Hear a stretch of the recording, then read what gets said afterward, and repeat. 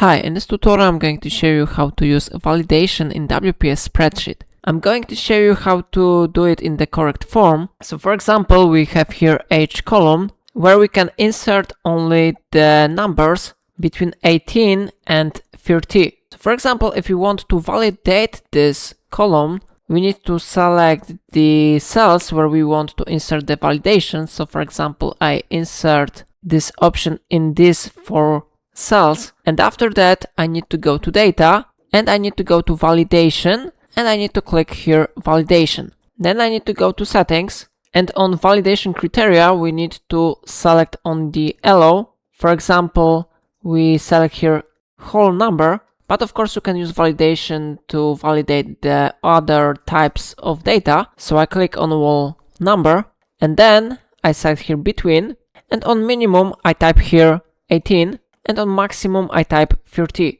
After that I click OK button, and now if I will try to type here for example 3, I will not be able to do it because I will see here this one error. Error input, your input, the content does not conform to the constraints. But if you will type here for example 20, the error will not be displayed here, yeah? So for example, I can insert here the correct data, but it's not the end of this action yet. I recommend you to change the error name. So again, I select this data and I go to validation and I click on validation. Then on error alert, I will be able to change the title of the error. So for example, I type here type correct number please.